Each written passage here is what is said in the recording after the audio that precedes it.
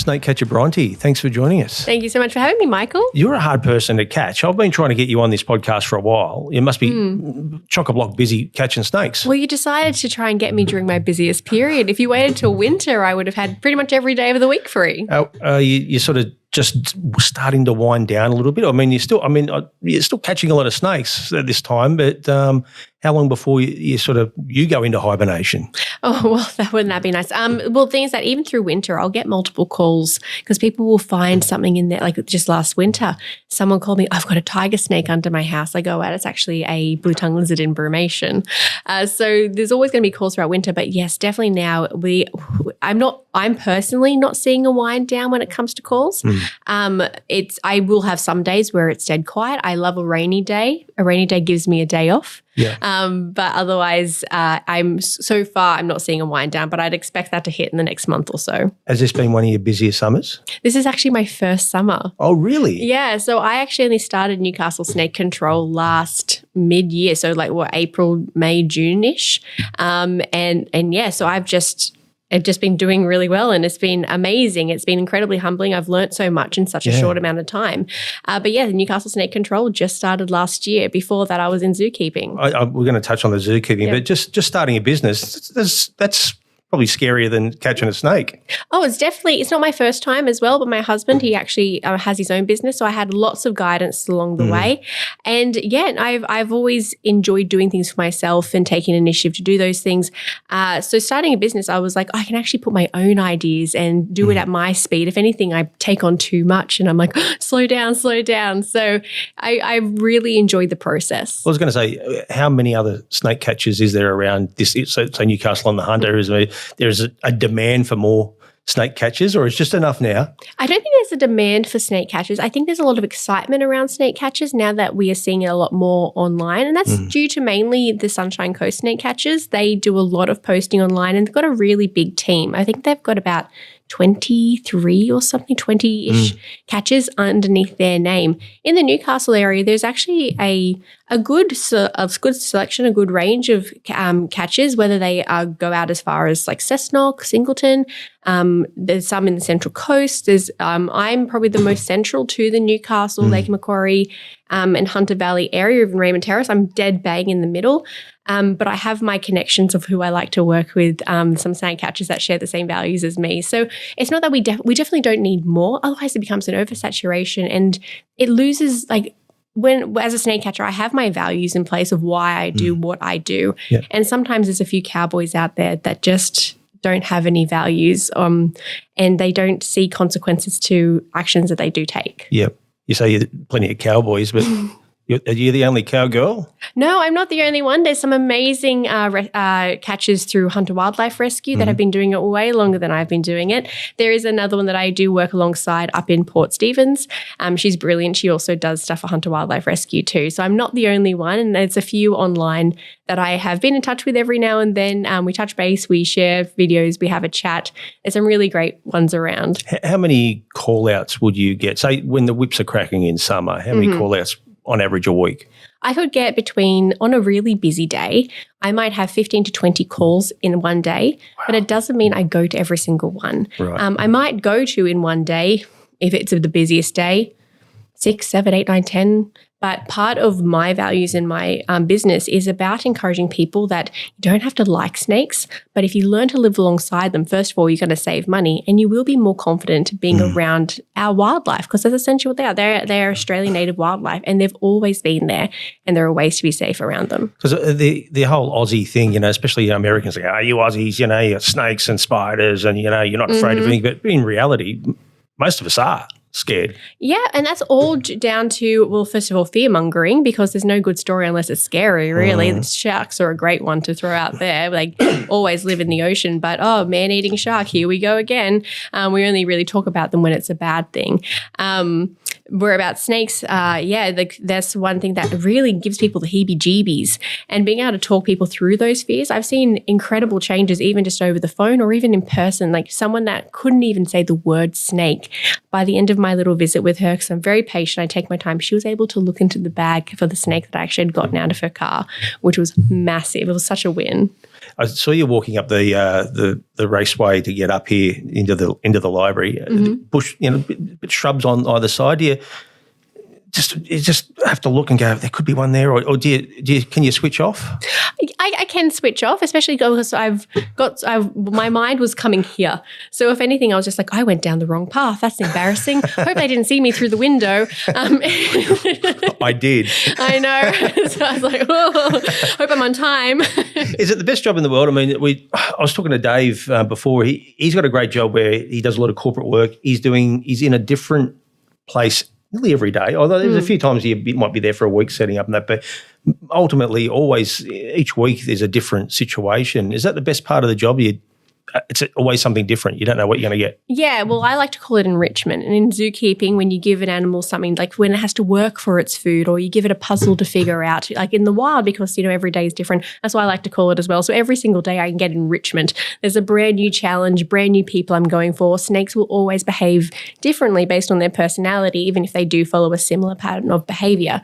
So it's incredibly rewarding, and I absolutely love the variety. Now, you mentioned before, just before you got into this business, you were a zookeeper at certain zoos. You were Australia Reptile Park, Oakdale Wildlife Park, Taronga Zoo, Belfast Zoo in Northern Ireland. How did that come about? Well, I was over here. I was studying, I was working, and then I went, you know what? I would love to go to the UK for a few years, do some work over there, do some traveling. And my goal was to hopefully end up in a zoo over there. And just so fortunately, because I was in Northern Ireland for those years I was staying there, and a job came up, I got it, and it was so wonderful. I was working with the gorillas. I worked alongside the red pandas, marmosets and tamarins, and I helped out with a variety. So when it came to the lions, the chimpanzees. We got a few pictures. Oh, you got some photos of me. Yes. Here I am. Everyone enjoy. That's a dingo, isn't it? Yes, that's a dingo. So that's at Oakvale. That's where I first started my volunteering. So I was about 18 or 19 years old in that picture. That was one of their dingoes they had at the time. I loved her so much. She was very, very sweet. So this red panda, that was the one from Belfast Zoo. His name was Christopher. And I believe now he has got a girlfriend. Her name is Vixen. And they've been a very successful breeding couple. So it's really lovely to keep up with them and see them when they're up online. It all sounds like you have a special attachment to all animals when you're working there. Is it hard when you have to leave? Do you build up a bond? You can build up a bond. I think part of it, because I have been doing it for so long, is that you do build up a bond, but there's also you can have a healthy disconnect too, in the regards to going, well, look, as long as they're healthy, and because once you leave, the reality of it is that they very rarely are going to remember you unless you were with them for a very, very long time. Like dogs do have that special bond. But a lot of animals in the zoo industry, like it's not all like cootsy in your face. There's a lot of hands off. Like Christopher, he was down next to my head there, but he's an incredibly timid red panda. So I didn't have him on my lap like a cat. That was one of the closest interactions that we had in the time that I was working with him there. So I don't think he misses me. As beautiful as he is. But did you have like a different animal each week, or did they usually keep you in the same sort of spot? In the zoos that I've worked in, it's always been in departments. So the department that I was in, I was headed up gorillas, and within that department was the red pandas, the marmosets and the tamarins, and that's just due to the way that particular zoo's department fell. Whereabouts there might be other zoos that will strictly be one, whether it's just be Australian mammals, just birds. Sometimes zoos are like fragmented up into different departments based on how easy it is and how efficient it is for the day. In regards to that, you went to Taronga Zoo. That's a pretty good one to have on your resume. Well, yeah, Taronga Zoo was at the very start of my my career and my studies and stuff. So I did a lot more volunteering there during my time. So I started out volunteering during because TTI, so Taronga Training Institute. I'm pretty sure that I was the first year class that they ever had. So this is back when it was like in the dingy back rooms, and now they've got a full facility, and it's just like a city in itself. It's just incredible where they've taken it, because zookeeping, it's a TAFE course, and some people can be like, oh, a TAFE course, but there's so much behind zookeeping that people just don't take into consideration when it comes to even just like the science behind the animals, the breeding programs, understanding the animals' brains and trying to stimulate them, because there's just like there's more to a snake than what people think. You can't just have them in a box and think, yeah, that's good. They need stimulation of some kind, because in the wild they have that. So there's more to being a zookeeper than obviously just throwing the food over the fence. And just patting the animals and picking up because that's what people think. They go, oh, you got the best job in the world. They do, and it's incredibly rewarding. And if you can work within your passion and it is so fulfilling, yeah, it's the best job in the world. But, my best job in the world is going to be different to someone else's best job in the world. The closest I got to some animals was I was at Channel 10 for a while, and we used to have the Studio 10 show that was the morning show between 9 and 12. And so it was getting filmed right where the news department was. I remember going to work once, and I'm walking down the corridor, and I'm just like, it's middle of winter, and it's like cold. It's like 6 o'clock in the morning. All of a sudden, these 2 tiger cubs run around the corner and run at me. And I'm just like, oh my God. What country am I in? But it's sort of thing is how privileged are you at a workplace and something like that? That would never happen anywhere else. No, absolutely. And it's like because obviously that was for a dream world or something. That's amazing. I think it was some sort of segment, obviously. With tigers. Yeah. So. There's some jobs that are just so special what you get to be involved in.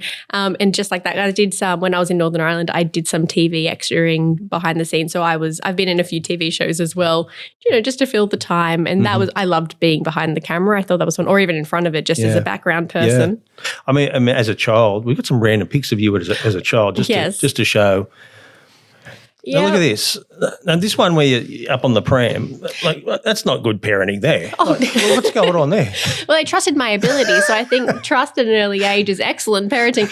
No, it's I loved animals from as soon as I was born. I was never into dolls or prams or anything like that. I had my animals, and even through primary school, one of the stories that I get told is I think it was year 1, I would finish my work and I would go straight to the box of animals, and they were known as Bronte's animals. So I didn't have toys like Barbies and such at home. I had plastic animals or stuffed toy animals, and that's what I've loved. And it stemmed from apparently in my DNA. So where would they have been at?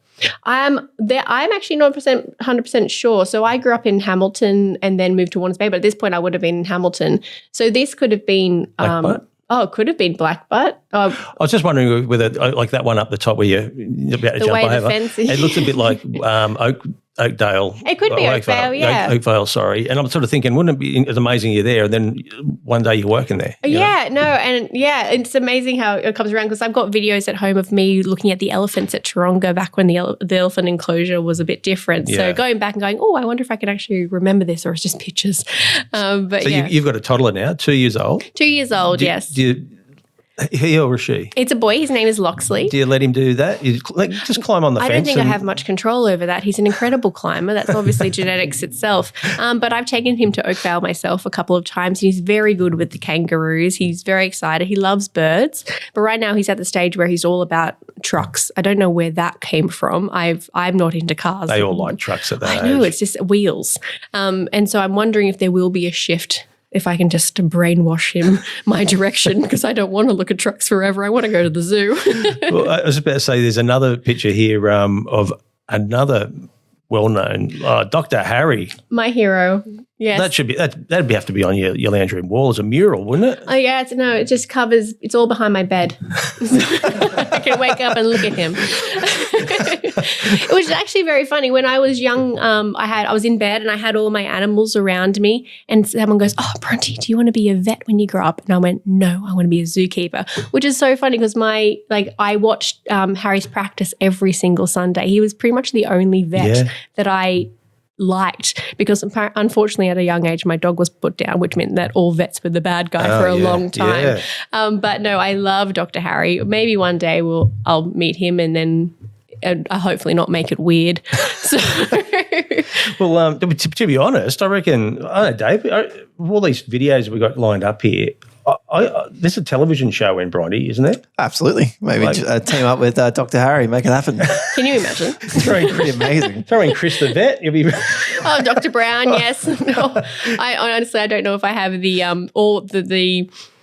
see, look, even now I'm like, I don't know if I have the ability to do it. That comes from so much practice. And like when I started this business, posting on social media was always just a way to advertise myself in the area. Anything that has come from it has just been a bonus. And I've been so humbled and amazed by the the way the public has either taken me, whether it be public or positively or negatively, because, there's always those people out there, but it's mainly been a very positive reaction to it. And as much as I love social media, I love how it works these days because it is so much a big part of our society. So, yeah, look, if I ever got on TV with Dr. Harry, I wouldn't be complaining, that's for sure. Going from a zoo, which is a controlled environment, to being a snake handler, there's an air of unpredictability. Absolutely. A big change. I mean, was it something, I suppose getting back to the zoo sort of thing, what was it about snakes? Were you working with snakes in the zoo or what? How was the transition here? So throughout the career, I've had at every single place I've had some kind of interaction when it comes to snakes. Starting out with training or working within it at Taronga, Oakvale, and so a range of different places, or even my time that I was at the Australian Reptile Park, which wasn't too long as when I came back into the country. It was snakes in captivity will react differently to snakes in the wild. So there is a transition period there. And it's about not going in with too much confidence, going, I know every single snake, I know how they behave, but you have to go in with a healthy caution. I got some training, and I have a team member that's also really good with snakes. So if there has been a time where I'm like, I'm actually not sure about this one because maybe the size of the snake, I will actually take someone with me. It could be the time of night, or I think there's been a few snakes that have been like, that's an interesting personality. I'm going to keep that logged in. I haven't seen a snake do that before. But do all snakes have those different characteristics in regards to catching them? Yeah, because wild animals do not want to be touched. It's kind of like, if I was to go to a pub or a nightclub, someone was to come after me and corner me, I'd probably be reacting the exact same way. Yeah. Wild animals do not want to be handled. And so that's a big part of my philosophy. I only handle animals that I've been called out to catch for relocation purposes because it's for the safety of the people that have called me or for the safety of that animal. Otherwise, I don't have any need or want or desire to handle anything that is actually in the wild because I just don't need to. All it does is cause stress for the animals. And in the end, if I'm picking it up, who is it actually serving? That for me is I see that as quite a selfish behavior to do that because I'm holding it because I think it's cool, not because the animal is wants to be held. That's a personal philosophy of mine anyway. What was the first one you caught? Do you remember it? The first snake I caught on the job? Yes, I caught an albino Darwin python, a lost pet. Wow. So, yeah, and it just I got called to that job. I was like, fantastic, a lost pet. I took it in. It went to the carer, and then they needed to find a new home. So it's ended up in the house of one of my friends, which is lovely. So just a lovely, so I could just see the snake I caught first quite often. Has there been a time when you have been genuinely scared? Not scared, but very cautious. I've worked with lots of dangerous animals. Like gorillas are very high up there, worked with tigers. So there's always been a caution level. But to go in and be completely fearful means that you're going to make big mistakes. So having a healthy caution to be there and just going, I know what to do. I know my training and I know what steps to take for it. I don't feel scared. It's all right, there's a brown snake that's as long as me. How am I going to approach that? What angle will I go for? Where's my bag? Do I have backup if I need it? Where's my bandage? The best thing to be in those situations is to be prepared because the worst could happen. But it's possible to go to hospital, get that anti-venom and, handle it that way. So it's one of the risks of the job. So I don't go in with too much fear. Just going back to the filming, is it the client that's holding the camera? Who's doing the... I do ask, sometimes I ask, I'm just like, by the way, if you don't mind, could you film for me? And so some of my favorite videos are when people are filming and me and the snake comes towards them and and so the camera goes off and people are like, great camera work. And it's like, those people are doing me a favor. I love it. It brings an extra flavor to the video. I'd be standing on a milk crate or something. If that's what makes you feel comfortable, it's fine. But I can actually usually gauge by the people. Like some people, they're going, I'm ready to go. And I'm like, cool. Can you send that to me when you're done? Because I'd love to see that. Or I have got people that I can tell, look, this isn't the situation to ask. It's not actually, as I said, social media was wonderful, but it's just a bonus side thing to spread a thing. I don't have to film everything I do, and I don't. Well, it's going to say, in a way too, can you critique yourself by just go, I could have done that better? Yes. Yeah, absolutely. So it is important in a way. It is. I do take the videos as well, and I do evaluate how I handle a technique, or why did I move like that, or why is my bag in that position, or I'm definitely holding that wrong. I could have been slower in that area. So yes, I do self-evaluate to make sure that those catches are as safe for me and as safe for the snake as possible. Because some of these videos we're going to show, I mean, they're in different types of spots, and again, it's depending on the snake, depending on how you're going to handle the situation. Isn't it? Yeah, no, absolutely. And you do have to come in. And there's like times when I've missed snakes in the past because I didn't feel confident doing it from a certain angle. And now when I look back, I go, I can understand that at that point I was like, I know how I felt during that time because I hadn't dealt with that snake enough in the wild. But now I'm like, I know what I'd do in that situation. That would be a really easy grab. So yeah, it's every situation is different. It likes to challenge me, and I like that challenge. So as long as the animal's safe and I'm safe, that's the priority. Well, what's your husband? Is husband or partner? Yes, husband. What's your husband think about this trade? He's Irish, and I'm pretty sure St. Patrick danced all the snakes out of Ireland, didn't he? So it's definitely not his favorite thing, but he's very supportive, and he has my back, and he helps me run the business side of things because I just throw paper everywhere, and he's much more organized than I am. There's another time you go, mate, you're going to have to hold the bag this time. Oh, no, he never comes with me. He's got his own business to run as well, and also I'm very happy going by myself to handle a situation. There's a saying that the only good snake is a dead snake. You hate that saying, don't you? I never even asked you that before. No. But yeah, you have some facts on animals that you wouldn't think is responsible for more deaths, don't you, than snakes, like crocodiles, sharks combined. Yeah. Here we go. Yeah, horses. Cows. Yeah, that's and look, that obviously you do take into consideration, well, why are the cows killing people? They're not. It's usually people that are working closely with cows. But no, it's absolutely right. Like cows do, because of the situations that people are in, but they do kill more people. Dogs are a big one.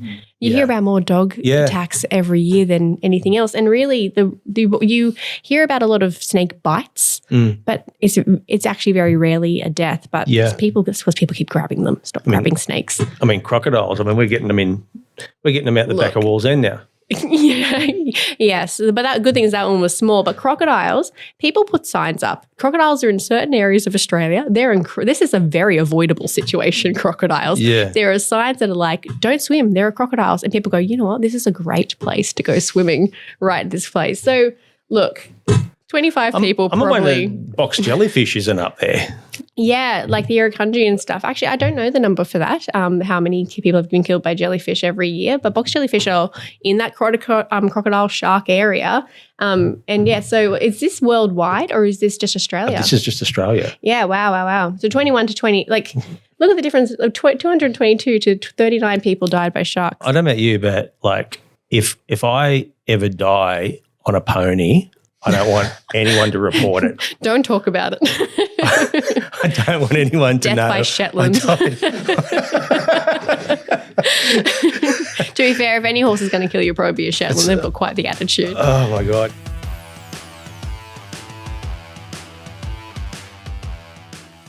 At Elk Architecture, we don't just design buildings, we shape the spaces where life happens. From concept to construction, our award-winning architects bring our vision to life with precision, passion, and purpose. Whether it's your dream home or your next big commercial project, trust Elk Architecture to build what matters most. Elk Architecture, designed for life, built for the future.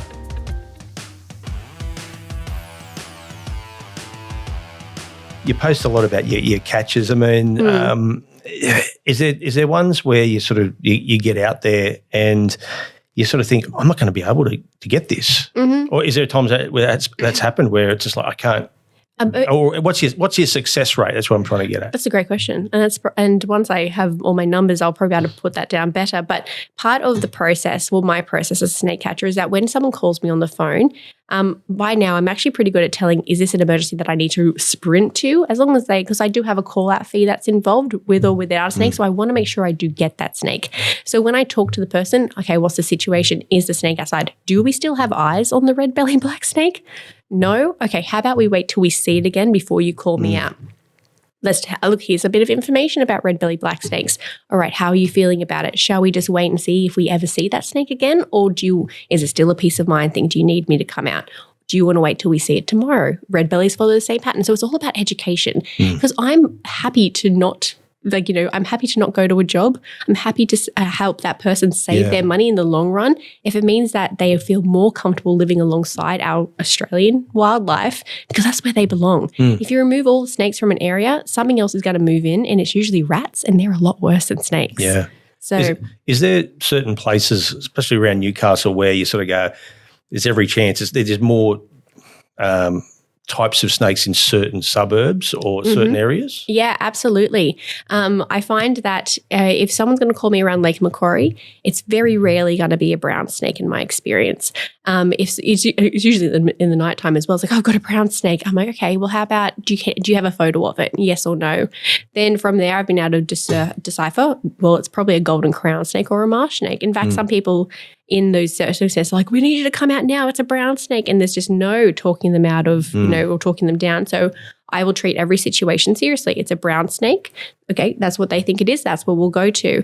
But yeah, so around the lake, I will very rarely see a brown snake, but I'll get the calls for them in the port of Macquarie, around the dry, barren coal ship areas, or out Maitland Way. Around the Lake Macquarie area, it's mainly red belly black snakes, diamond pythons, and common tree snakes. So I think there was a picture. It was at the Spears Point. I think you pulled. It was near the playground. The playground, yes, red belly territory. That's a bit scary for parents. Yeah, when they think about it too hard, absolutely. There's a park that I go to when it comes to me and Loxley as well, and it's a stay out of the gardens, because there are little gardens and there are plants in there that I wish weren't planted because they're not native and they're also just horrible plants. But the snakes will live amongst them, and there are rat burrows around the park because people will go take their food, the kids throw the food everywhere, the rats will come. So we're sort of adding to the problem, aren't we? Yeah, we're contributing. So it's like we want the snakes there, but it is a natural pest control. Yeah. But as long as it's really simple. Stay out of the gardens, kids stay on the playground, and the snakes will have their areas where they will be safe. They'll take care of all the rats at nighttime when no one's around. But because like the snake that I caught the other day, he hadn't moved that square of garden that entire day. He was sunning himself in the garden, and just by chance, some little boy saw it and told his mum, I can see a snake, and she called me. Yeah. But you can avoid those areas. We can learn to live along them. Every single park has snakes. Yeah. Sorry about that, Dave. I know we've got that on video, not on the pics, but we've got in India. There's a snake catcher, and he specialises in king cobras. Oh goodness gracious! I think we got an amazing snake. King cobra in town, and Gauri Shankar has been called to action. Gauri's priority is to get Hannah, the female king cobra, away from people and in her natural habitat.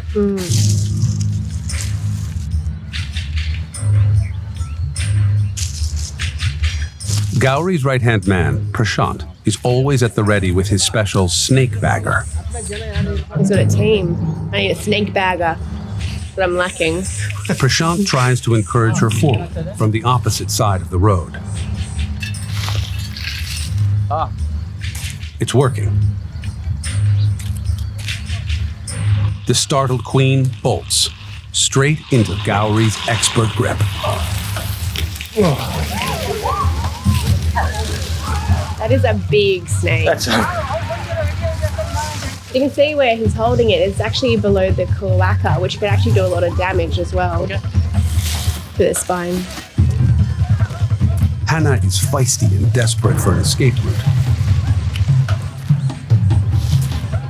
Something to pay attention to here. See, this is an incredibly venomous snake. The bustling crowd is adding to her distress. That snake is so venomous, but the whole time trying to get away from him. Right. The entire time. There wasn't... Sorry, I'm talking over the show. No, go. No, that's fine. I'm very interested at the same time, but like that snake was longer than he was. He had the thing, and he didn't always have the hook on it. And they're very fast. Like if she really wanted to turn around and take a bite, Yeah, like that's because a again, massive because snake. it's so long. I mean, to try and get that into the bag, that was a Yeah, it's a mission. That's why you need a bagger, apparently. But no, you wouldn't want those teeth near you. But yeah, can you see that whole time that snake was trying to get away from him, even though they are so dangerous. Yeah. They're so deadly cobras. Would you take on one of them? No, not currently. I would Only in the Bronte Goes to India TV series. Oh, look, that's one where I would have to, if I'd got called out for a king cobra, I would actually, first of all, contact people that I know would have more experience and get them to actually do the job, and I'd ask to go along so I can actually witness that first. Because personally, I haven't got first hands-on experience with cobras. Now, you wouldn't in Australia, of course. But, sometimes people ship things over illegally, and that's not great. But if I had to go to India, if someone called me and paid for my flights to go to India, I'd probably contact him and go, can I follow you to see how the process is? So that way I can, if I ever have to do it myself, because it's so good to learn from other people that have more experience in the field. Dave and I, we're going to get a TV show out of this for you by the end of this, I reckon. I'm planning Ship me to India. I'm planting the seeds in your brain. Here's another way of how you can do it. Some of your work. I think we've got another one coming up. Oh no! Hang on. This is sorry. Me. No. Sorry. This is me in India. Right. This is a snake charmer. So, very good.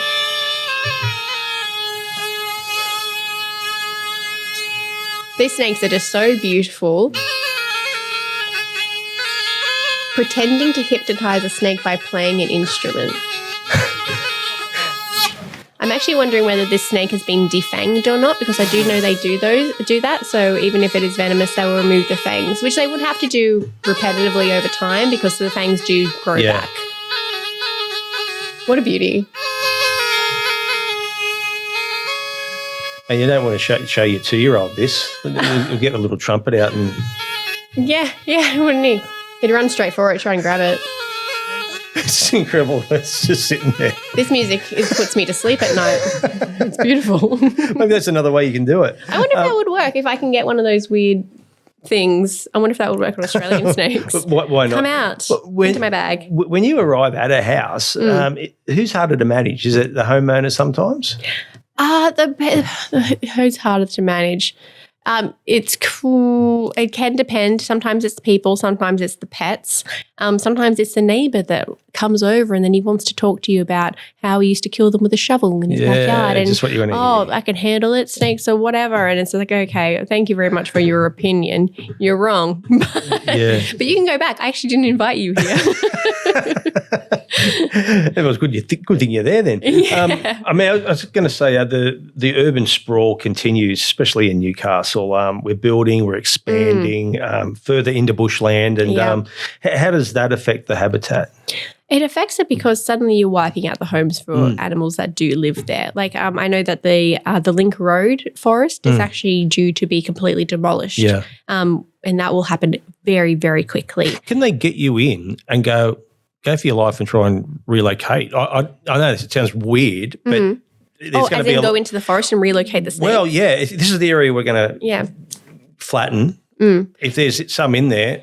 The sad thing is that a lot of animals, they aren't snakes aren't territorial, but they work within a territory. So by moving them too far away from their actual home territory, their ground, means that they will suffer. So whether it be decline in body health, whether they die in the long run. So for example, a possum, if you have a possum that's in your roof and it needs to be taken out of the roof, you cannot relocate that possum anywhere else. It has to be done so like within I think it's like 50 meters or something of the house where you collected it. And you just need to seal up that roof. So same with snakes, you can't take them too far away or it is at the detriment of it could risk their lives doing so. So whenever I do take a snake from a house, I will go to the closest, safest, most reasonable place to put it. So I'm not going to throw it over a backyard.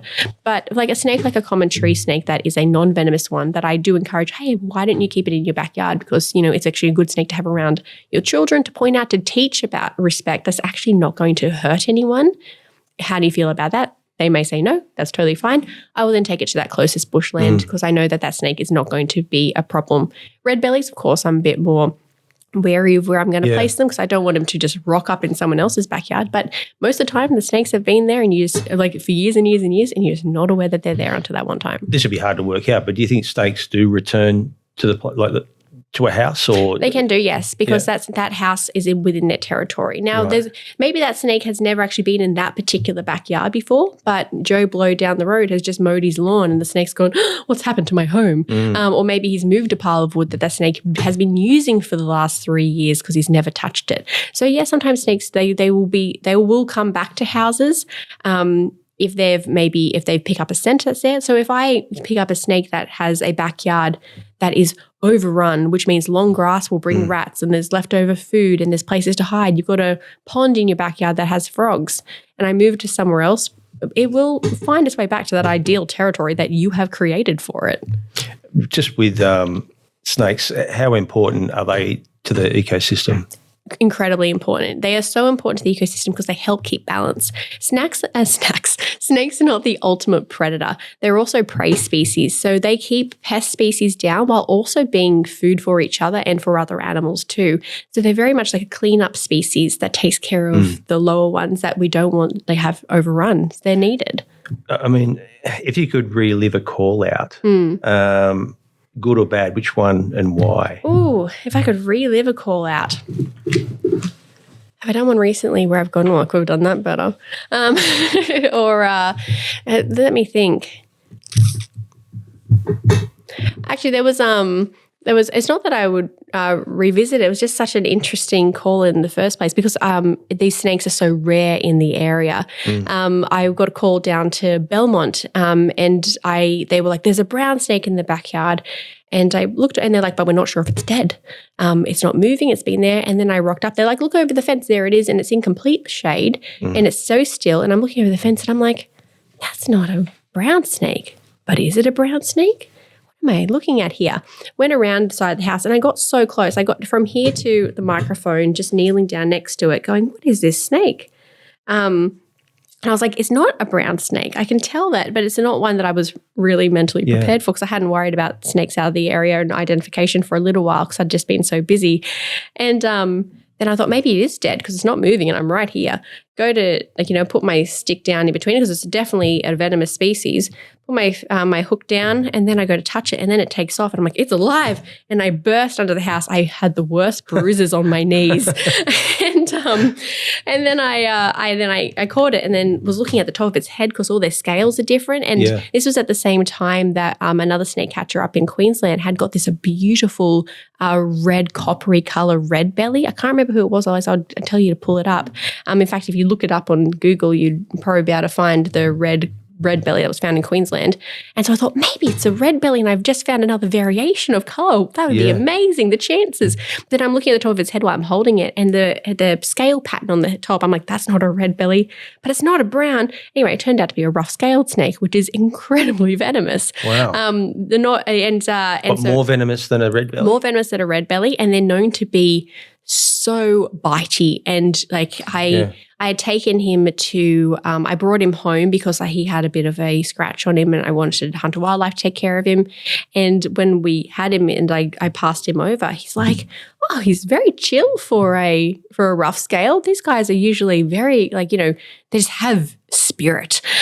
He took it home to look it over to make sure it was okay. And he said that snake had been hitting the glass. Wow. So they're just a different personality of snake. And it's just the fact that I must have caught it mid-sleep, just so relaxed, just laid in the shade. So probably that one because it was so interesting to experience a different snake in the area. That is very rare. Yeah. There has been other sightings, but even when I showed the other snake catchers in my community, they were just like, whoa, you're so lucky. That's so cool. So that would have been a good one. The other one that would have been fun to relive, I went to a company out in the Mayfield in the industrial area. Is this the one where it's a warehouse? There is a warehouse one, but I haven't posted this one because I had asked someone, I was like, oh, can you film for me? Because this red belly was inside. And I did this really cool knee skid and had put my hand. No, I wasn't like, line me up. I'm going to skid onto this thing. But I had to run around these crates and these refrigerators predators. And he had paused the video because I wasn't in that area when I was like, oh, just film, just keep filming, don't zoom, just keep it going. Had paused the video, and by the time I'd come around, did this sneeze skid to dive under these crates and then pull the snake out. I was like, I was a little bit like, that looks sick. That looks so cool. And he'd give me my video, and he did not get that knee skid at all. Once again, the worst bruises of my life. You could have even had some James Bond music, beating it behind. There is a clip of you in a warehouse. Yep. Going for one. Again, you'd probably get a fair few of these. Yes, this was just this week or last week it was. Where was this? In Maryland. And I had to block out some private information, which I was like, I could have flipped that over. So that was fun to edit that one out. But yeah, so what are the blokes doing at the time? They're just watching and going, oh, look at this. They're obeying the law by not touching the red belly, and I appreciate that. So what they're doing is I had forklift guy, because I had a guy remove some things with forklifts, so he did a great job. I had my cameraman, who's the one that called me out. I appreciate him and his great work he did, even if he did it in landscape. But that's me being nitpicky. and then the others were working as they should do. They did mention that a bunch of them do follow me on Facebook, and I thought, oh, well, that's lovely. It's also a kind of a bit like, oh, well, that's embarrassing too, but I guess I post. So. But you also mentioned, you said there was a post where there's lots of places of work where they don't know where the first aid kit is, and more importantly, they don't know whether there's a big enough bandage for a snake bite. Yeah, well, I went to a school and I did a whole talk with a bunch of kids there as well, and I went to the office afterwards because they're like, what can we do to avoid more red bellies in the future? And I said, well, you can't really avoid it because you bought a bushland, and kids will drop food, they will bring rats, and that's going to bring it's part of Australia. But the big question is what to do if the worst should happen, and the worst being a bite. So where I asked the teachers, where is the bandages for a snake bite? They're like, I think it's in this cupboard, so it's in the office. I'm like, great. So if we find that, are there any in there? Oh, I guess so. I was like, well, what you should be doing in a school like this is that, yes, you have one here at the office, but you're surrounded by bush. Have one in 4 separate points, because what you don't want is to be a kid up at the very back field, get bit by a snake, and then you have to go to the front office at the other end of the school to go get that bandage, because you know what that kid's going to do? They're going to tell every other kid as they run through, oh, got bit by a snake. And then you're going to have all the hundreds of kids come and gather, and that's going to create more stress. Are we getting enough information on a snake bite? I remember as a kid, now I'm 53, so I used to have those. You don't look it. Thank you. But there used to be these afternoon shows, like kids shows, but there'd be a segment where this is what you do when you get a stick and then you tie it, but you don't see, maybe there's no kids shows like that anymore, but it was a lot more information for when you get bit. That was like Totally Wild and everything. Yes, like that show with Bedigliana, the cat. She was sick. What a great character. Dante, what are you saying? I was trying to remember the name of the show.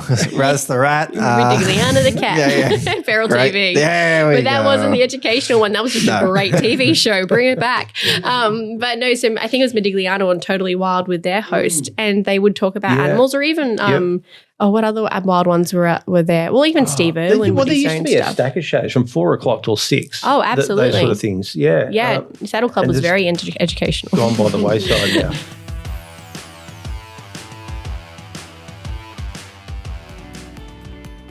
Everyone deserves the chance to live life their way. At Connectability, they support people with disabilities to build confidence, independence, and real connections in their community. With allied health services and capacity building supports for children and adults, they help people develop the skills they need to grow, learn, and thrive. From daily living and community participation to NDIS support coordination and supported independent living. Connectability is there to help you achieve your goals, dreams, and aspirations. Connectability, supporting people, strengthening communities.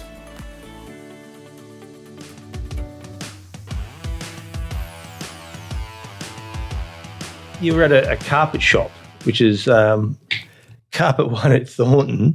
Now, yes, so fun. There was a snake in the carpet. when we talk about carpet snakes, Yeah. They call me out for a brown snake. I get called out for brown snakes all the time, and it's just never a brown snake. It's almost disappointing now. I mean, there is carpet snakes. Is that just a myth? What do they call it, a carpet snake? Well, this one's not a carpet snake. I know that, yeah. So I actually haven't looked into the history of why they call like a carpet snake a carpet or papa python, so like the coastal carpet pythons and just the whole species of a carpet python. A diamond python is actually a subspecies of carpet python. I haven't honestly looked into why they originally called it carpet in the first place. Maybe they liked the pattern on it. But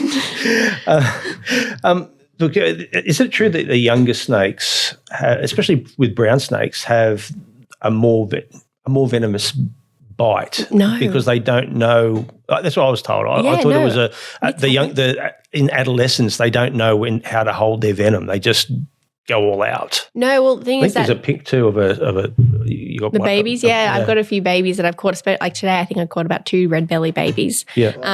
One was at a school as well, which that's a post that I'll put up maybe tomorrow or the next day. But no, they have the venom is of the same potency, right? And the adults, the stories is that they can't control their venom, but babies they can control their venom. At least I know in some species they can. Oh yes, that's not a baby though. That's a few years old. He would have been that just shows that big. That just shows where they can get to. Look. Yeah, so this was in a barbecue area at a retirement village. And so through that little corner, there's actually 2 massive gas canisters. So it had full access to the outside, but that hole went straight through.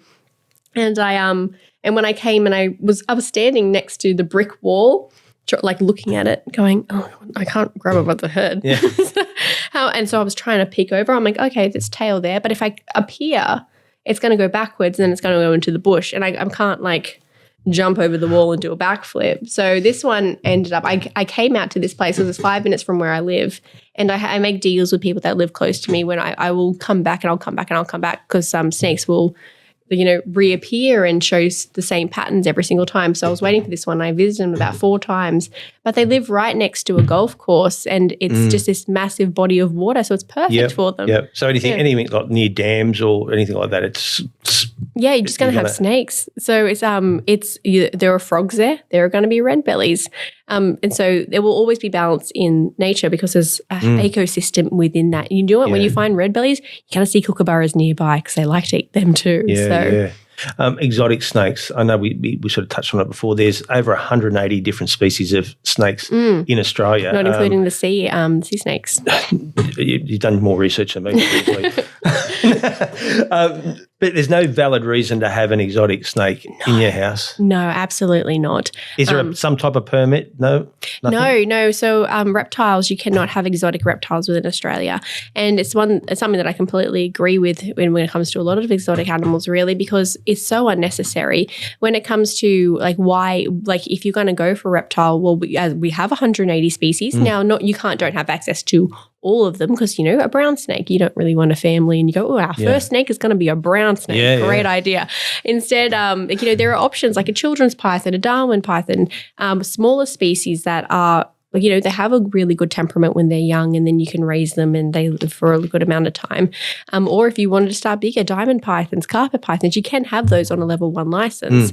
Then you get a bit more extreme if you're really getting into it. But I don't really people don't need to keep it. Look, it's a preference. People have their preferences, what they want. But that's the thing too. If you have them, it's like, everyone wants to post on social media all the time. It's not like you can post it and go, oh, look, I've got this. No. Exotics are a big secret. If you own it, it's first of all, that's illegal if you own an exotic species of reptile. Snakes escape people's enclosures all the time. That's how, was it I can't remember the name of the snake now, the boas in the Everglades? It is the boas, isn't it? I can't remember if it's a boa. I'm like, Google it. That sounds right. I had a moment, my brain blew. But in the Everglades, this particular snake is now running rife because they can't control it and it's eating animals in their ecosystem and it's like rabbits. And so we don't want that in Australia. And so apparently I personally haven't seen it, but apparently there are feral corn snake communities, groups in different areas in Australia. Now, I've gotten a few corn snakes before in the past. I've got a picture of one of them. Yeah, and they're stunning snakes. And look, I get it; they're beautiful, but there are other options. See, look, that's a beautiful snake. Yeah. But it doesn't mean you have to own it just because it looks cool. It is just because you want it. Once again, this is one of those things that I would consider a selfish behavior. You don't have to own that snake. You can just enjoy it. Go to the zoo and look at it because they do have them within zoo environments and they are protected and there's many locks. And but this particular snake, sadly, this snake has been euthanized and it's sad because it didn't need to happen because it doesn't need to be in Australia. It's just the thing is that this snake does pose a big risk to our Australian native environment. So we don't want them here. Would there be that many in Australia, illegal snakes, do you think? There is far too many. So there are people that will, the illegal animal trade does exist. So even just one is a problem. In fact, actually a really great example of, something that's completely been destroying something within our native environment is the mite they came across on bees. So this particular, have you heard about how we've been wiping out, it was about 2 years ago, I'm not sure what the process is now, but a lot of people were keeping honey. COVID happened, so everyone became honey makers. Yeah. And the fire brigade and RFS, they had to go around to people's places to completely destroy people's beehives because this mite had come across, and once a beehive is infected, you have to destroy that hive. Yep. So and this mite is not Australian. It came across, which I believe from memory, it came across on a ship, which can actually only come across, and it can only be attached to a bee. So we don't know why it's come across in the first place, but it spread like wildfire around New South Wales, and we had to kill so many native bees. Yeah, horrible. One mite. Yeah. I don't know what made me think of it. We've been finding cane toads down this area too. Oh, my days. I know. Another great example of leave your animals overseas, please. Yeah. So, because do you remember they were a great idea for it at the time where they thought they were doing the right thing. Yeah, they did think that because do you remember the story of why they were brought over? Was it to kill rats? There was a so the sugar cane. Yeah. And there was a bug on them that would eat the sugar cane plants. And so they went, we'll get the cane toad to eat the bugs. Cane toad, sugar cane, that makes sense. But these bugs actually live at the top of the sugar cane and toads don't go that high. So what happened instead is cane toads just started multiplying because they're incredibly toxic. If your pet gets one in its mouth, that's like a death sentence. But they also can just breed in the most dingiest puddles by the thousands and thousands and a lot faster than our frogs can as well. So yeah, they spread like wildfire up in Queensland, and now we're slowly seeing them come down this way. So could this impact on, I suppose the snake, if a snake bit a cane toad? Yeah, if that snake doesn't have the ability to withstand that toxin, and most of the time native species probably don't. I don't think any research has been done into that of particular snakes that have come across them and maybe eaten them, whether they've survived. But I do know the ibis, I think it's the glossy or just the normal ibis, they've actually discovered a way to eat the cane toad. So, life finds a way, which is good, but that doesn't always happen. And we're not seeing them eat them so much that it is making any kind of effect. It's just like, oh, cool, well done for washing the toad off. Because remember when, we heard them crossing the borders, like, oh, they're coming, and now, and I mean, obviously, one could jump on a truck or anything like that. But I mean, that'd be a real disaster, for so many things. Yeah, and it's a process, it's a time, and then it can just come out of nowhere. Like I remember hearing about cane toads being such a problem back when I was in school, learning about the cane toad, and now they're actually down here. But then, how many are down here? Because people aren't really looking at them. I do have pictures that people have sent me. Look, this is also the problem with social media, is that they said, here is cane toads in Newcastle. And I think that week I had 5 people send me pictures of frogs going, is this a cane toad? And it's like, well, good, I'm glad that you're being aware of that, but also with you've seen pictures of cane toads as well. But please send me pictures. So could have been an AI cane toad for all we know. Dave, honestly, AI needs to slow down. That's the problem right now, not cane toads. While we're on AI, we talk about a lot on this show, but these days, you look at something and you go, wow, that looks real. This is one I had dug up yesterday. There's only one thing that gives it away. The kid's eyes. Yes. Yeah. No. You just had to fix his eyes up, and I'd be in on that. And look, like back in the day, that would just be a normal effect, and everyone would be that's an effect. But some people would fall for that.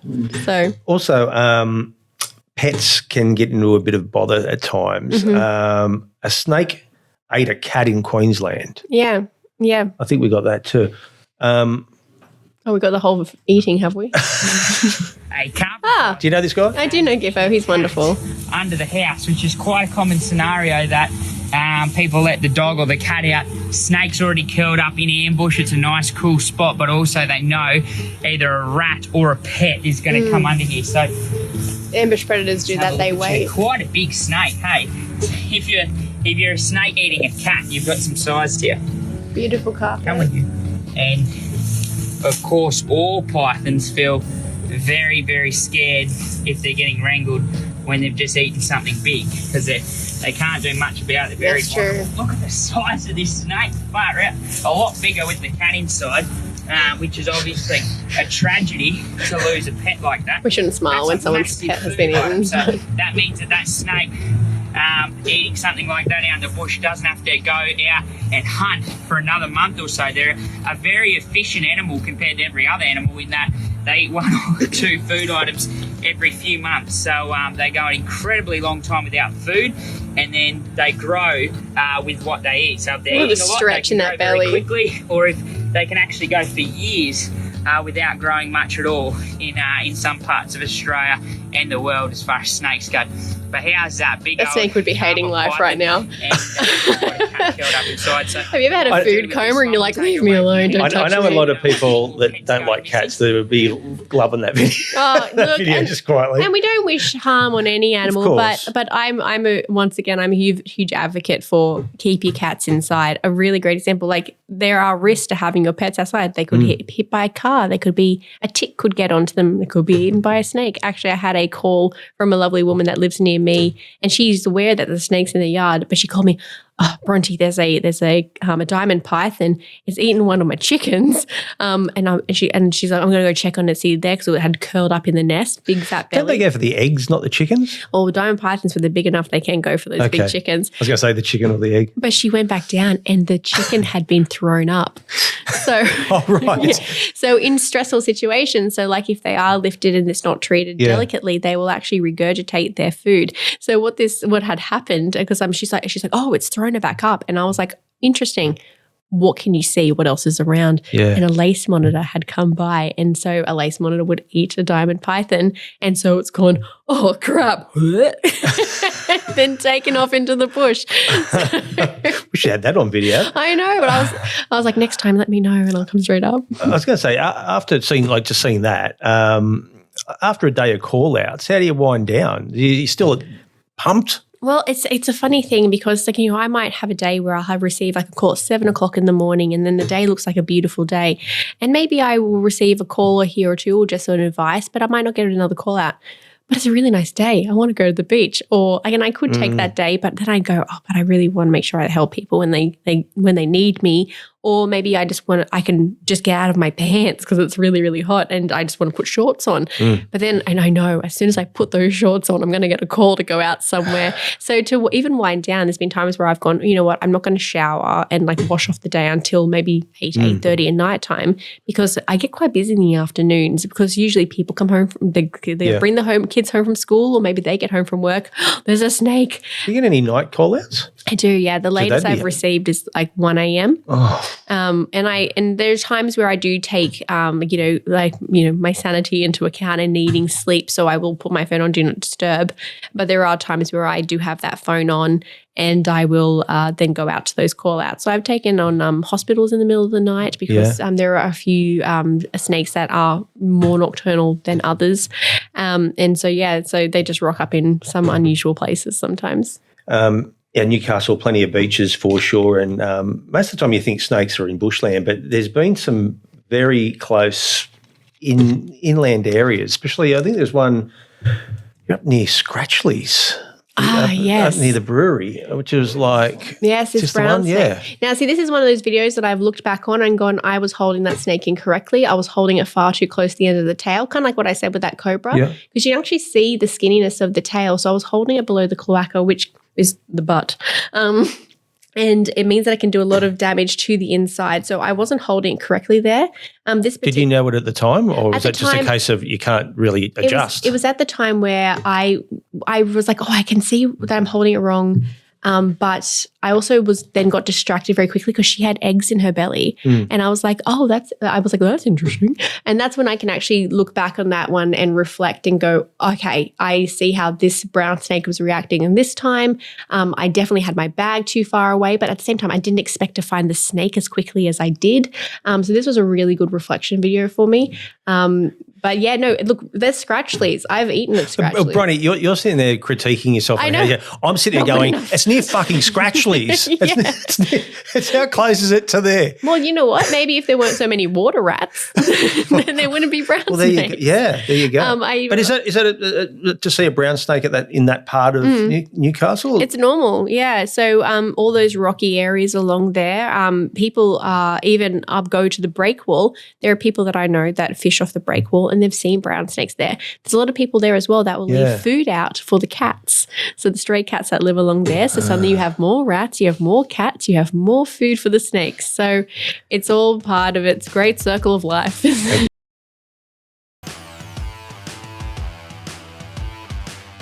Tired of missing out on the best properties? Stop searching, start winning. At Optimum Buyers Agency, we work for you, not the seller. We negotiate harder, we move faster, we find the homes others don't. Off-market deals, smart strategy, real results. Whether it's your first home or your forever home, we make it happen. Optimum Buyers Agency, your edge in a competitive market.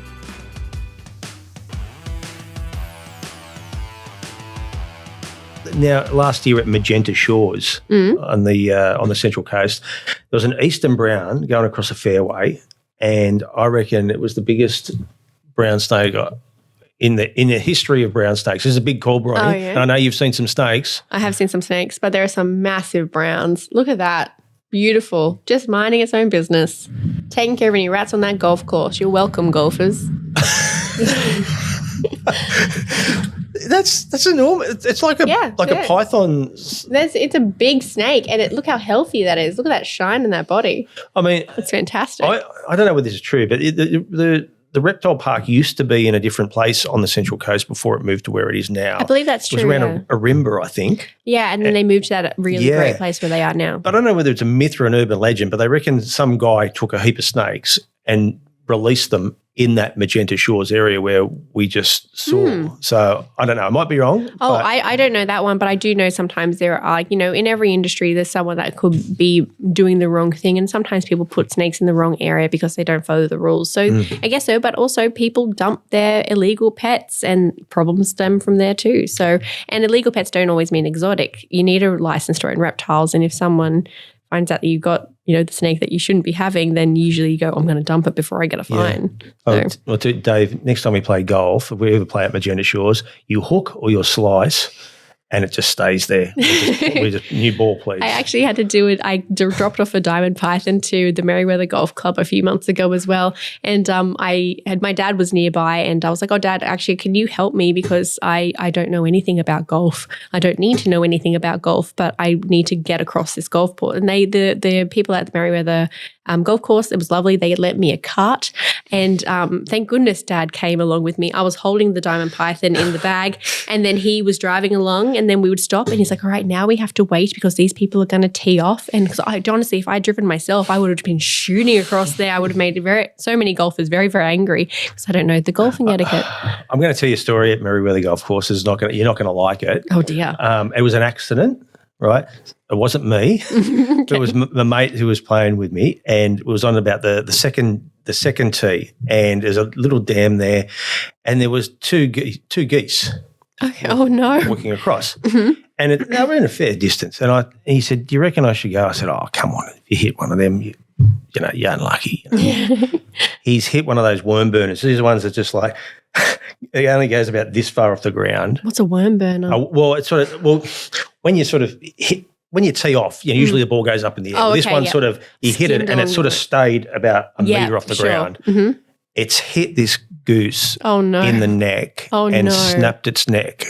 That is very sad. And the noise it was making, and we were in this, it was like, we're looking at each other going, what do we do? And then we're sort of this panic. We're going, it's obviously in pain. It probably needs to die. Yeah, probably. And then I'm going, you're going to have to kill it. And I'm like, and he's going, what? What with? I said, well, the club, I don't know. And but then we're going, imagine if we start clubbing it and then someone sees it and we just think we're doing it for fun. Yeah. That's horrible. My mate, he had to go home. After 2 holes, he went home. He couldn't. He was distraught. Oh, you would, because like when you don't look. It's like I remember I haven't hit an animal on the road yet, thank goodness, because I'd probably need to go into therapy for a little while. Just be like, I couldn't avoid it on the road, which that's horrible. Dave, I played on 94 off the stick. You're like, wasn't my fault, wasn't my problem. You mentioned before about when you get a call out, there's sometimes people go, it's a snake, but it's not. I think we've got a picture of I think you mentioned it, a tiger snake. Oh, yes. I have my friend. So that's a tiger snake. Great photo, by the way. Good shout out down the bottom. Check out his photography. And then there's a good plug. Yeah. And then there's a blue tongue. Have we got the blue tongue? I think I either said that one, sorry. Oh, it's on the same post, but it's That's right. That's all right. But I got this. It's happened again. One time it happened 3 times in one day, and I'll tell you the story. Is that people go, oh, it's a tiger snake. It's a tiger snake, please. And you know what? That's actually quite exciting because when they're coiled up, that does look. It's the pattern, because they'll hide in a bush or they'll hide underneath something, and people will just see the stripes of a blue tongue, and they take a photo and they send it to me. I've got a tiger snake, and if it was a tiger snake, I'd be very excited, because it's very, very, very rare to ever have a tiger snake in this area. And have you caught one in this area? No, I haven't. But people will send me through a picture, and I'll actually see a leg. There'll be a leg, and I'll send through the picture being like, it's actually this. You can see the leg. So it's pretty easy to determine. Even if there was no legs in the picture, the scales of a blue tongue lizard are different to a snake. So that's a pretty easy gauge as well. Not saying that it's easy for everyone. It's not their passion. It's not what they love. They don't need to get close to them. That's part of why I prefer people to send me videos or to give me a call so we can talk through things to avoid the fees that just don't need to be paid, especially in this economy. So, well, you brought the fees up. How much would be a call out? Just ballpark. It honestly depends on the snake. No, not on the snake, but it depends on the area. So it depends on the area, what time of day it is, and what the situation can be. So my base rate is $150, which I span a big distance. Now, sometimes when it comes to it, I'll drive to a location, and if I'm lucky, get that snake and I'm out of there within 5 minutes, and that's fantastic. I will stick around with education. Or there are times where I go to a job and I look at this garage full of stuff, and now it's my job to sort through it for the next few hours. So a base rate of that is pretty decent. You've got to tell the client that when you get there, this is how much it's going to cost. Because at the time, people just get the snake out. I don't care how much it's going to cost. On the phone, I make sure they're aware, because there are some people that aren't willing to do that, or I actually, something that I do is, as I said, I work with other snake catchers that I really like in the area.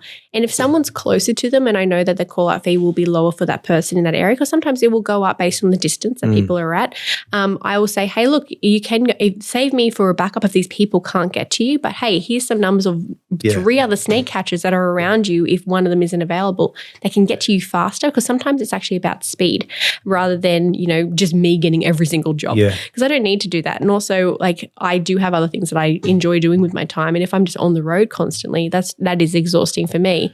But then, this person could have been doing this job when suddenly I get a call for over here and I know there's no snake catchers in that area. So by surrendering that job for a snake catcher in that area means that I'm free for these people if they need me in a more a speedier manner. Just in regards to releasing them, Is there a certain spot? Do you change In one area, in the one area? Because that's the place I don't want to be. No, so based on the, I mean, here's one that you've. Oh, yes. Now this is this is the quickest snake. that is a red-bellied black snake, and a few people went, that's sped up. That is not sped up. That was the true speed that snake shot out of that bag. Zoom, so fast, so quick. It doesn't look real, does it? It doesn't look real. And like, what are they holding onto the ground with? Like, what are they taking off with? They're fascinating. That is the exact speed that I took that video of. In fact, I'm lucky I caught it on video at all, to be honest.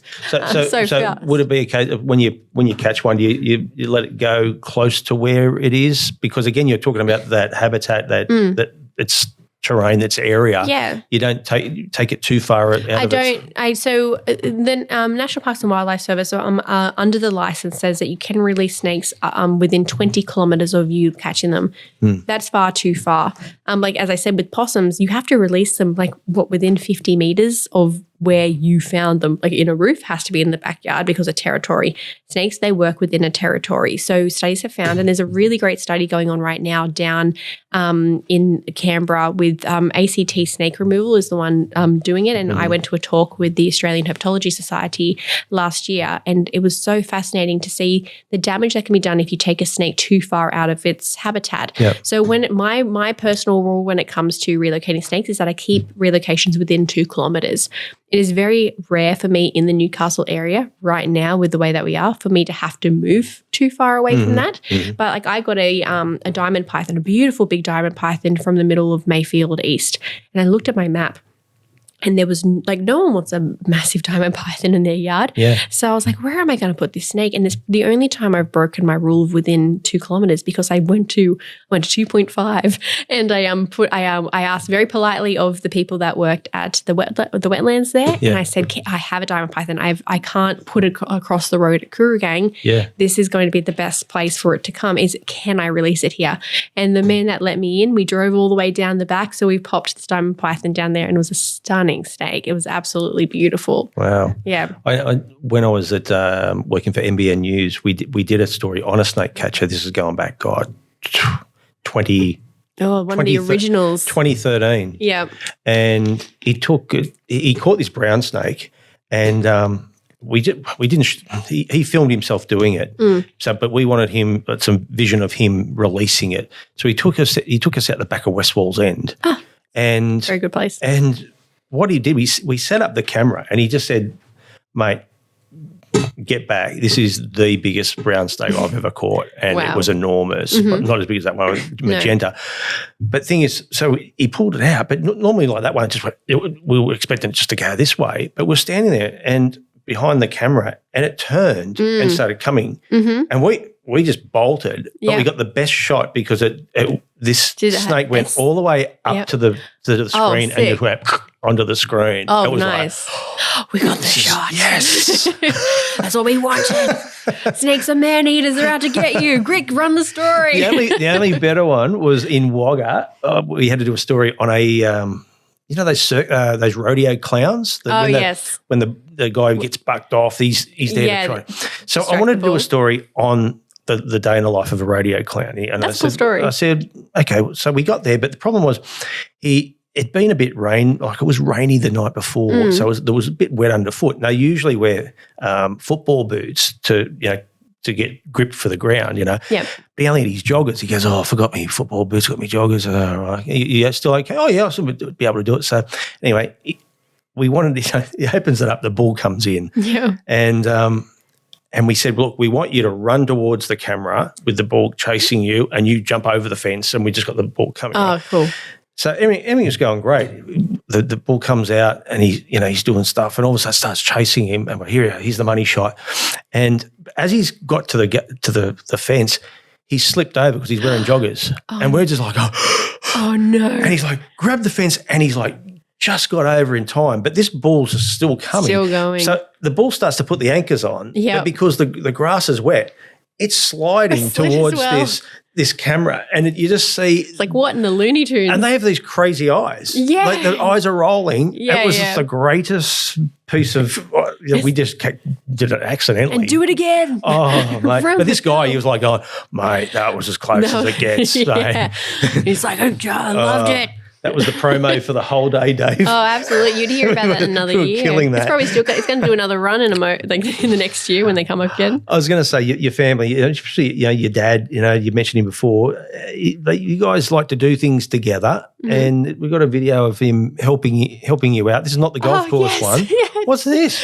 Yeah, no, I needed a ladder. So who else would you call except for your dad? So I was just like, because he was working from home. He's holding it like that. I told him to do that because see how long that snake is? My priority there, it was not even my safety. Look, that ladder looks a lot rockier than what it is. That tree was firm, but I said, Dad, move to the side.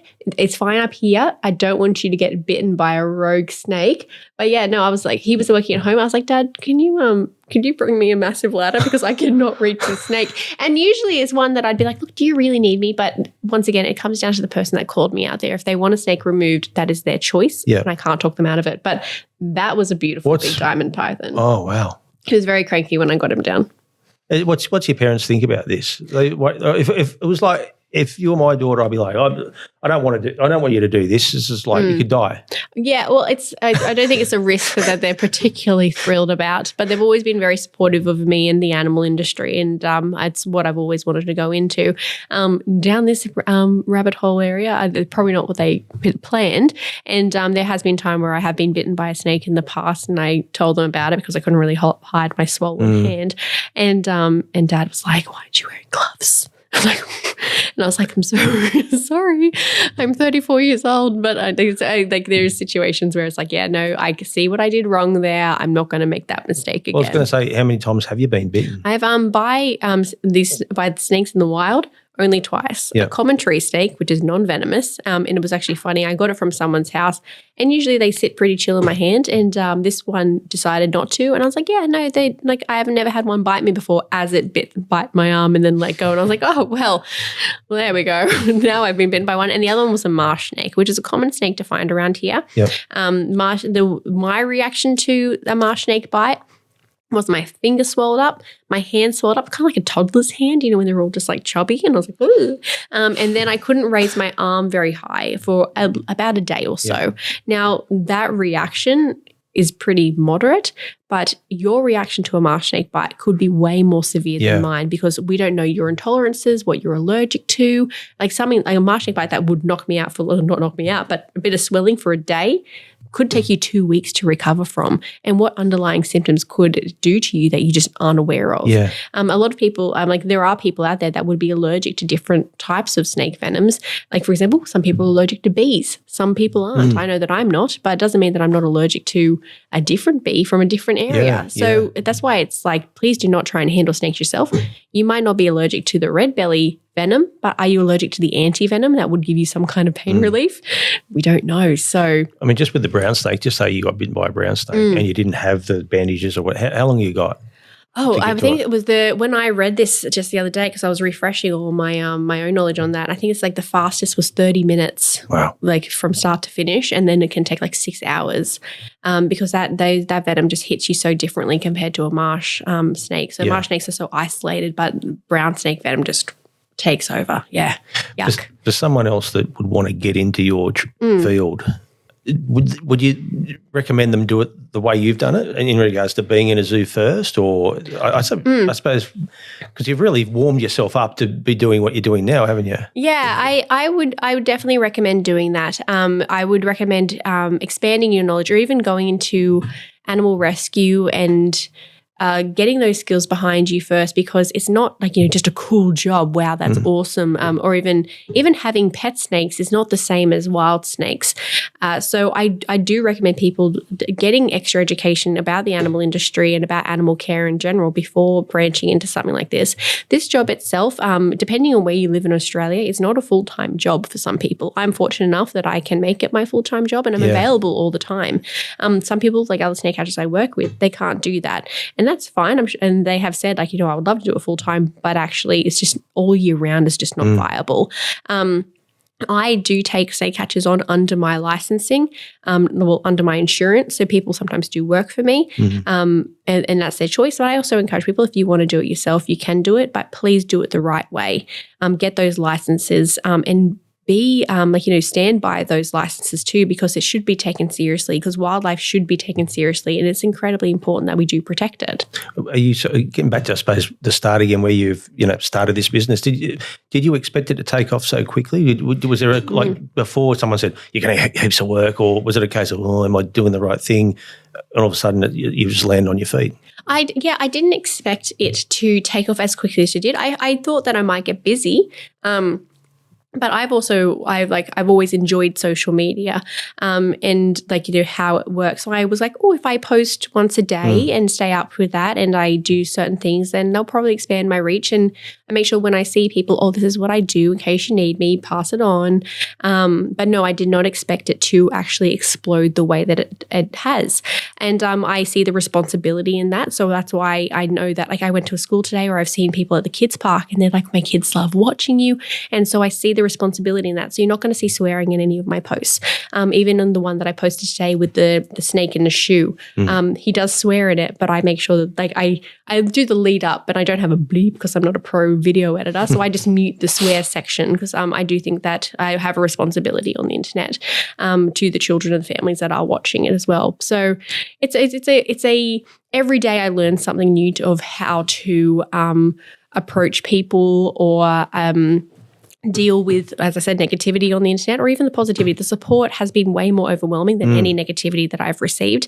And I found out that you can mute words in your comments. So I've had a really fun time. The first time that my feed was flooded with negativity, because kill the snake, kill the snake, kill the snake, I've muted words like, kill, shovel. Apparently I can't use the word, you can't use shovel on my Facebook page. It's like, what kind of adults do we have in society? The one that I'll probably look into muting next, I just don't need it, is 410, the shotguns. Dave has to do a lot of muting. Yeah. I think it does help that I'm naturally a very optimistic, positive person. And I do have to remember that tone doesn't always come across. So, people did say, I would have pulled my gun out, and I respond to them and I go, oh no, it's not worth killing yourself over a snake. Put the gun away. And so I take everything. I decide that every single interaction that I have online, I'm going to take it as positively as possible, because otherwise people get wound down in it. And also just making sure it's like, well, why am I posting? Am I posting it because I want it to be all about me, or is it about the message that I want to send people? Yeah. So I'm flattered, and I'm not overwhelmed, but just so thankful for the people that do follow me and the positivity that is coming my way. But it's not the reason I do it, and I make sure that I stick to those roots and that foundation. Well, Snake Catcher Bronte, it's been an absolute pleasure for you being on Incredible Lives with Caney, and go well and be safe, and don't get bitten. Thank you. And thank you so much for having me. This has been brilliant. I love a good chat, so thank you so much. Thanks, mate.